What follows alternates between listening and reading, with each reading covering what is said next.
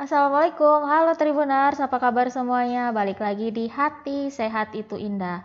Nah Tribuners, hari ini kita akan membahas mengenai kriteria penerima vaksin. Nah untuk membahas mengenai tema ini, saya sudah bersama lagi dengan Dr. Iswandi Darwis. Beliau adalah dokter spesialis penyakit dalam dari Rumah Sakit Abdul Muluk. Halo dok. Halo, Iya, apa kabar dok? baik, alhamdulillah. Udah sehat ya dok ya? Sudah, alhamdulillah. Iya. Oke dok, dokter ini nih dok ya, dosen Fakultas Kedokteran Unila juga. Ya, betul. Iya dok, maaf ya dok ya, minta waktunya lagi dok ya. Oke, Iya dok. Nah hari ini kan kita mau membahas mengenai vaksin dok, sesuatu yang sering dipertanyakan sama orang. Vaksin itu apa? Saya boleh nggak tuh terima vaksin gitu. Terus Hmm, ada berita-berita gitu yang katanya kalau habis vaksin ya beginilah, beginilah, begitulah gitu ya. Nah, sekarang saya minta edukasinya nih dok. Vaksin itu sebenarnya apa sih dok? Vaksin COVID-19 ini dok? baik. Sebelumnya terima kasih Tribun Lampung dan halo semua Tribuners. Kembali lagi bincang-bincang dengan Dini host reporter dari Tribun Lampung. Kali ini kita membahas tentang kriteria ya tadi dikatakan. Kalau kriteria yang penerima vaksin itu sebenarnya ada yang layak, ada yang tidak layak. Nah, vaksin ini dibagi ada beberapa tahapan. Tahap satu ini diberikan pada orang-orang yang tenaga kesehatan dulu, tenaga kesehatan, TNI, Polri, kemudian memberi pelayanan publik gitu ya. Kemudian nanti ada beberapa tahapan lagi berikutnya yang nantinya rencananya sampai tahun 2022 gitu. Dan targetnya 70% ini sudah dilakukan vaksinasi dari Indonesia. Nah, karena vaksin kita terbatas, ini kan vaksin masih free ya, terbatas, sehingga ada beberapa kriteria yang diberikan apakah vaksin layak atau tidak layak. Nah, boleh atau tidak itu sebetulnya tergantung dari kondisi umum pasien. Nah, contohnya adalah gini, tenaga kesehatan. Saya ini tenaga kesehatan. Saya ini penyintas COVID. Nah, saya tidak diutamakan untuk vaksinasi. Bukan tidak boleh divaksinasi, tidak diutamakan karena di dalam tubuh saya ini sudah terbentuk antibodi. Sedangkan orang-orang yang belum terkena infeksi belum memiliki antibodi gitu. Oleh karena itu pemberian vaksinasi ini adalah dipergunakan untuk orang yang belum terkena infeksi. Karena gratis gitu, karena free. Kalau tubuh saya udah ada nih, ngapain dikasih lagi kan? Nah, pertanyaan lagi adalah apakah ketika dia penyintas ternyata boleh nggak divaksin? Ya boleh aja jatuhnya. Karena jatuhnya seperti booster gitu, tetapi tidak diutamakan karena sudah ada antibodi. Semisal misalnya di dalam tubuh si penyintas ini antibodinya turun gitu. Vaksinasi boleh nggak? Boleh, tapi untuk saat ini kan masih free ya, jadi nggak diutamakan. Nah, ketika ketika divaksin, kemudian seminggu kemudian terinfeksi, seperti ada kasus Bupati Sleman, gitu ya. Nah, itu sebetulnya di dalam tubuh beliau sudah ada namanya masa inkubasi. Sudah ada infeksi, tetapi belum muncul, kemudian divaksin, bukan divaksin positif, bukan. Nah itu. Ini yang perlu diluruskan. Memang di dalam tubuhnya sudah muncul infeksi, tapi belum muncul gejalanya. Gitu. Divaksin pas kebetulan, karena untuk screening sebelum vaksin itu tidak dilakukan pemeriksaan PCR. Kalau sebelum divaksin di PCR dulu, wah repot tuh ya. Sehingga kalau memang statusnya belum terkena infeksi COVID, ya wis langsung divaksin aja. Itu yang pertama ya, penyintas, masalah penyintas.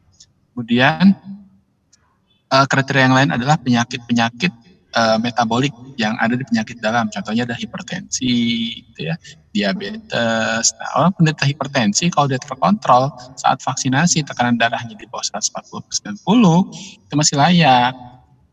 Kemudian pada pasien dengan diabetes mellitus terkontrol dengan baik. Nah, terkontrolnya dengan apa? Cek dulu HbA1c-nya. Kalau dia kurang dari 7,5, boleh silakan dilakukan vaksinasi. Tuh. Kemudian pada pasien-pasien asma setelah terapi obat TBC itu juga layak boleh diberikan vaksinasi. Nah, kemudian pada penyakit ginjal, dan di penyakit ginjal kreatinine naik, sudah cuci darah malah. Nah, itu tidak diperkenankan untuk tidak layak untuk dilakukan vaksinasi. Kemudian ibu hamil, ibu menyusui juga belum diperkenankan vaksinasi. Karena gini, pertanyaannya adalah kenapa sih nggak layak gitu? Karena penelitian yang sudah dilaksanakan itu belum mengikutsertakan ibu hamil dan ibu menyusui dalam penelitian tersebut, sehingga keamanannya pun masih belum bisa terjamin. Yang kita utamakan itu adalah keamanannya ketika diberikan vaksin tersebut tidak menimbulkan efek samping yang berat. Nah, tidak menutup kemungkinan kalau ternyata ada satu vaksin, kan banyak merek tuh, ada dari China, ada dari Jerman, ada dari Amerika, ada dari UK. Nah, kalau memang mengikutsertakan ibu hamil dan ternyata ibu hamil dan ibu menyusui ini aman dan Indonesia beli produk vaksin tersebut, ya silakan dipakai, karena kan ini tidak belum layak karena penelitian di awal tahap 1 ini kan pakai Sinovac ya. Itu belum mengikutsertakan ibu hamil, ibu menyusui, anak-anak usia kurang dari 18 tahun dan usia dan orang tua lebih dari 59 tahun. Kalau memang ada vaksin yang sudah dilakukan penelitian ternyata aman untuk ibu hamil, untuk usia tua atau usia lebih dari kurang dari 18 tahun, ya pasti akan dilakukan vaksinasi. Karena keterbatasan data ini, bayangkan aja vaksin COVID ini kan baru berjalan 11 bulan ya, mau 11 bulan. Dan penelitian vaksin itu kan baru-baru ini. Oleh karena itu masih banyak keterbatasan masalah informasi. Gitu. Nah, penyakit imun, contohnya ada lupus, itu tidak diperkenankan untuk vaksinasi karena pada kondisi lupus ini sistem pertahanan tubuh kita bekerja kurang baik, sehingga ketika diberikan vaksin responnya ini tidak dapat diperhitungkan, tidak bisa dapat diprediksi gitu. Nah, itu adalah kriteria layak atau tidaknya. Ada checklistnya. Jadi Tribunner semua yang nantinya akan divaksin itu akan dilakukan screening pre-vaksin, yang mana ketika lulus screening kemudian akan dilakukan vaksinasi. Gitu. Iya. Ada lagi nggak dok penyakit lain? Soalnya saya lihat itu kayaknya panjang banget itu daftarnya. Iya, contoh seperti hipertiroid karena penyakit imun. Intinya kalau ada penyakit imun itu harus diperhitungkan. Ya. Contohnya rheumatoid arthritis, lupus gitu. Itu ditunda dulu pemberian vaksinasi karena sistem pertahanan tubuhnya kurang baik. Terus pertanyaannya ketika ada 4 orang nih, ayah, ibu, anak sama ibu menyusui gitu, lagi menyusui. Nah, kemudian kalau ibunya itu belum layak vaksin, berarti ayahnya ini harus divaksin. Karena untuk vaksin ini tujuannya adalah untuk membentuk herd immunity, imunitas kawanan. Dibentuk oleh 2 cara. Yang pertama adalah divaksinasi. Yang kedua adalah orang terkena infeksi semua gitu. Jadi ketika orang kena infeksi kan terbentuk antibodi. Virusnya masuk dalam tubuh kita. Nah, kalau vaksin itu adalah virusnya yang dimasukkan, itu adalah virus yang dimasukkan. Ya, tubuh kita bentuk antibodi. Kan nggak mau kan semua tunggu terinfeksi semua dulu terbentuk antibodi banyak, itu nggak mungkin. Nah, karena itu divaksinasi adalah cara kita untuk membentuk imunitas kawanan. Itu namanya juga imunitas kawanan, jadi harus bareng-bareng diimunisasi divaksin. Oh iya, jadi kalau ada satu keluarga divaksin, yang lain juga harus ikut vaksin semua ya dok ya? Halo dok? Iya. Sudah. Iya. Oh berarti saya nggak masuk kriteria vaksin ya dok ya? Saya kan ada autoimun gitu. Ya. Berarti saya nggak masuk daftar penerima vaksin dong dok ya? Kan saya nggak termasuk. Tapi kalau divaksinasi boleh nggak ya? Dikatakan ya, jadi silakan.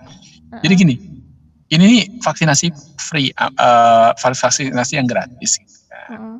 Nah, diutamakan orang-orang yang belum pernah terinfeksi dan lolos screening gitu. Kalau yang penyintas sudah sembuh, itu sudah ada antibodinya. Kan tujuan vaksin itu membentuk antibodi, itu ngapain si penyintas ini divaksin lagi gitu.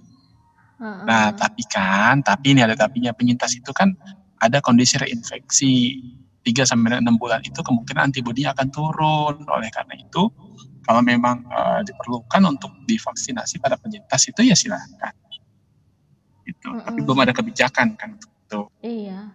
Nah dok, ngomong-ngomong soal penyintas ini dok, itu kan memang sempat ada, saya baca di internet itu sempat ada perbincangan itu kalau penyintas itu memang juga sebaiknya divaksin COVID juga. Soalnya ada artis dok, ada artis yang nggak perlu sebut namanya, dia sudah sembuh dari COVID dok, terus dia terinfeksi lagi, gitu. Kok bisa kayak gitu ya dok ya?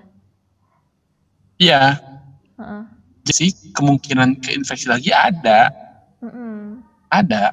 Nah, ada namanya kondisi reinfeksi. Reinfeksi ini terjadi disebabkan karena infeksi pertama itu kemungkinan strain-nya itu jenis A, kemudian infeksi kedua jenis B gitu loh. Dan antibodi yang terbentuk di dalam tubuh itu tidak mengcover sampai dengan seumur hidup. Jadi ada fase di mana titer antibodinya turun gitu. Nah, itu kemungkinan yang memungkinkan terjadinya infeksi berulang. Jadi saya baru ketemu 2 kasus yang infeksi berulang. Jadi 3 bulan yang lalu kena, sekarang kena lagi. Nah, oleh karena itu penyintas ini harus hati-hati karena infeksi yang kedua itu bisa bertambah lebih berat dibandingkan infeksi pertama. Gitu. Iya. Pengen aja divaksin aja, yang sudah terkena infeksi aja masih belum aman, apalagi yang divaksin gitu. Jadi tetap protokol kesehatan menjadi utama. Vaksinasi itu adalah salah satu cara untuk mencegahnya, untuk membentuk pertahanan antibodi. Jangan juga ketika sudah divaksin kemudian langsung clubbing, foto-foto tanpa protokol kesehatan, itu menjadi sesuatu yang salah. Dan antibodi pun terbentuk setelah 2 kali dosis. Dan Pak Presiden itu kan kemarin sudah menyelesaikan 2 dosis ya. 2 dosis. Dan beberapa gugus tugas nasional juga sudah menyelesaikan 2 dosis. Itu akan terbentuk selama 28 hari berikutnya. Jadi 28 hari dihitung dari vaksinasi pertama, itu akan terbentuk antibodi. Kalau mau periksa aja antibodinya, imunoglobulin G-nya. Kalau dia muncul berarti vaksinasi sudah berhasil. Kalau saya di dalam tubuh saya ini sudah ada antibodinya, diperiksa pasti ada positif. Boleh vaksin nggak? Ya ngapain divaksin, udah ada antibodi. Nah, gitu. Tapi bisa divaksin nggak? Ya bisa jawabannya. Hitungannya booster. Tapi untuk apa? Kan sudah ada antibodinya. Gitu. Iya. Apalagi ini akan free, gratis. Free. Iya, untuk saat ini gratis dok ya. Mudah-mudahan gratis terus sampai semuanya dapat semua ya dok ya. Iya. Ya, ada lagi. Amin. Berarti vaksin ini nggak bisa sekali dok ya? Dia harus 2 kali ya, baru bisa terbentuk ya antibodinya ya? Kurang kedengeran? Udah kan ya. Halo dok, kedengeran dok? Iya. Nah, berarti ini dok ya, vaksin ini nggak bisa sekali ya dok ya? Harus 2 kali ya, baru bisa terbentuk antibodinya? Kurang jelas. Suara siapa? Ini kayaknya. Nah ini gimana dok? Kedengeran dok? Oke, segitu. Iya, jadi vaksin ini nggak bisa sekali ya dok ya, harus 2 kali harus ya dok? Harus 2 kali. Karena 1 kali dosis itu tidak terbentuk imunitas yang benar-benar meng-coverage gitu. Antibodinya nggak terlalu banyak. Kalau 2 dosis itu terbentuk antibodi yang cukup baik gitu. Iya. Nah dok, sebelum vaksin itu ada nggak sih dok yang harus dipersiapkan gitu dok? Untuk dari kitanya gitu, ada nggak? Kalau dipersiapkan ya menjaga kesehatan aja. Intinya setelah divaksin tuh harus membentuk antibodi. Gimana caranya tubuh kita terbentuk antibodi? Kita harus jaga kesehatan, olahraga, makan makanan bergizi. Itu akan meningkatkan membentuk antibodi yang melimpah ruah di dalam tubuh kita. Jadi vaksin itu sebagai pemicu.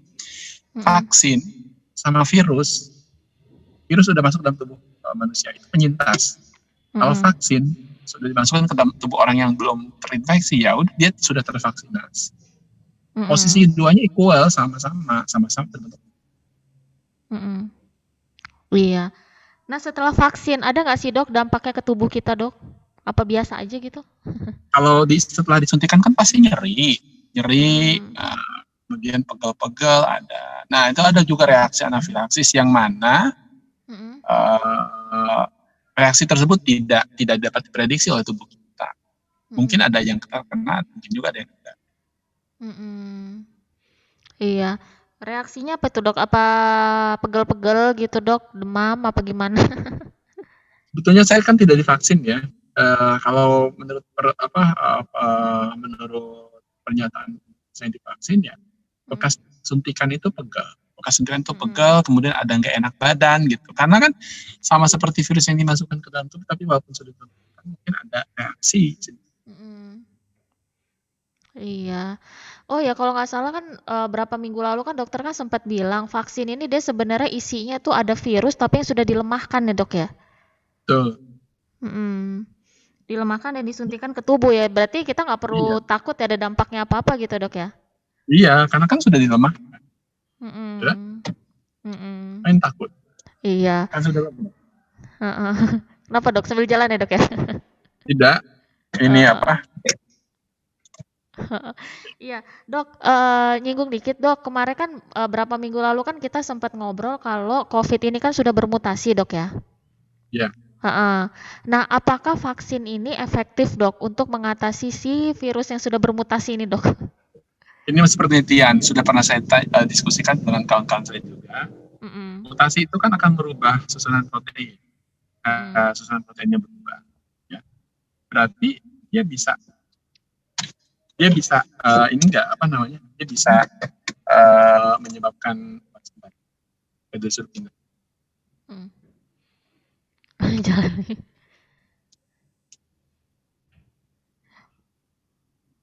Oke. Nah, kalau susunan berubah, yang saya pertanyaan adalah ketika susunan itu berubah, apakah si vaksin ini bisa digunakan untuk seluruh strain? Sudah pernah saya tanyakan seperti itu. Menurut penelitian masih bisa digunakan untuk semua strain karena strain itu bisa berubah.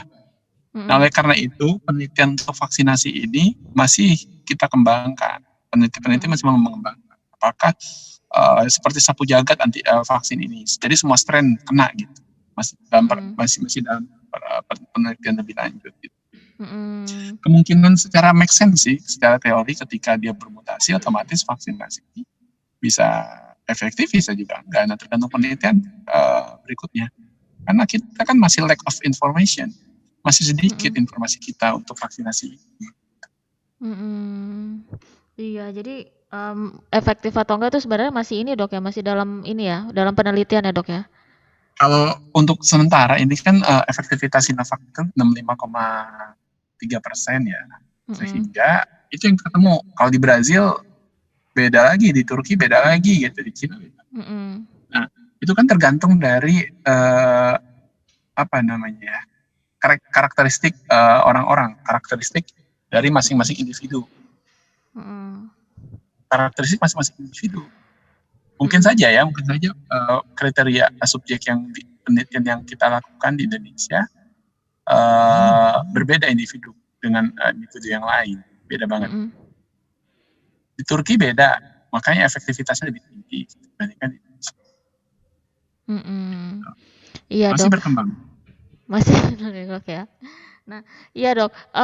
Gini, Dok, kita mau bahas dikit soal COVID, Dok ya. Kali aja yang waktu kita berapa minggu lalu itu mungkin nggak ada yang nonton ya, Dok. Mungkin ada yang nggak nonton gitu ya.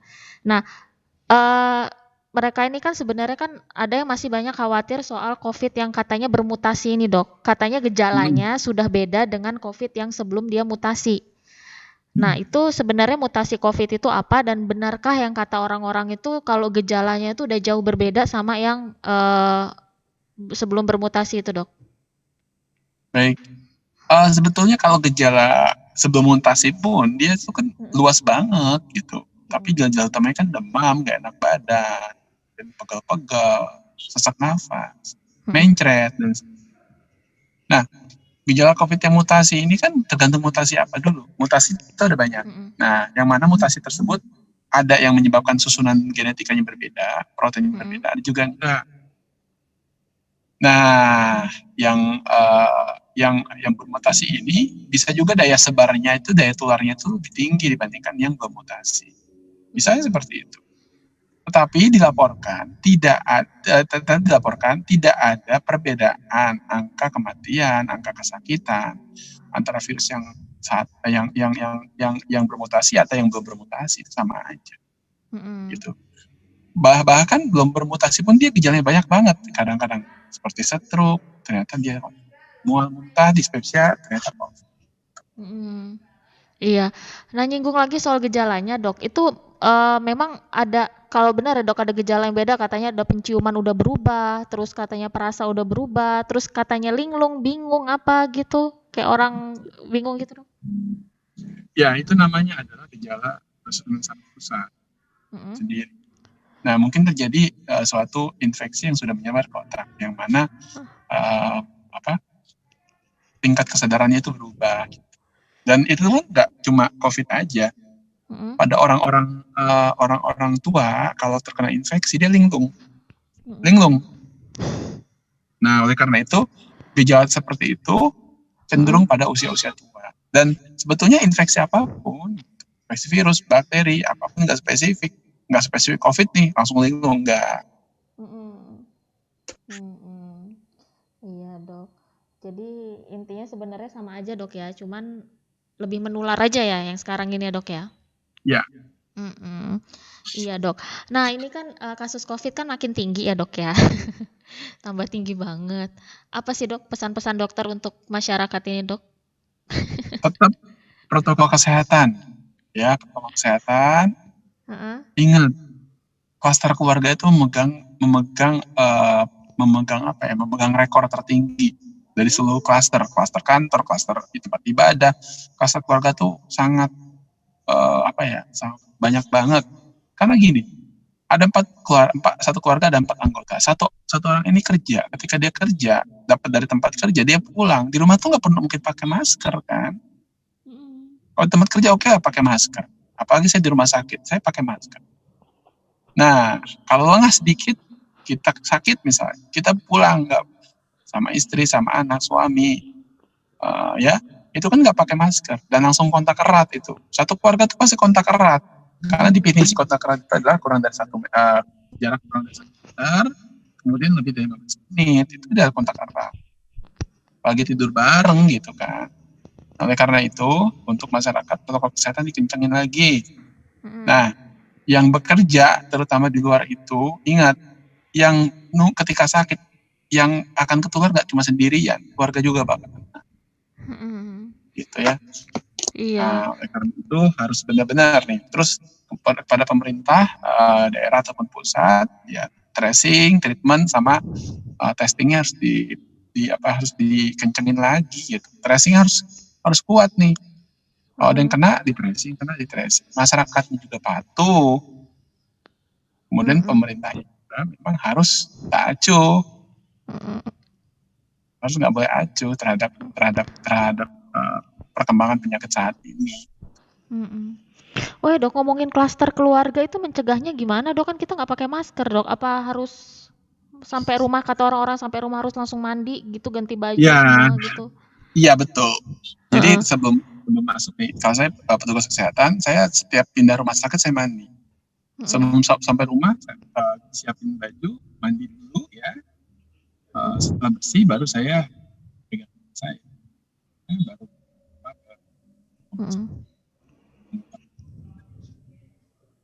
karena itu tadi baju-baju kita tuh yang keluar dari kantor langsung benar-benar dibersihin. Jangan sampai baju yang yang dipakai di kantor itu dipakai di rumah. Oh iya. Oke Dokter Darwis, terima kasih banyak ya Dokter Darwis atas waktunya Dokter. Oke. Iya, mohon maaf ya Dok ya ganggu waktu prakteknya Dok. Ya, masih perjalanan ini. Iya, oke. Terima kasih banyak ya Dokter Darwis ya. Ya. Iya. Sampai jumpa lagi, Dok. Ya. Oke, Tribuners, sudah di obrolan kita bareng Dokter Darwis. Semoga obrolan bermanfaat. Sampai jumpa lagi. Assalamualaikum.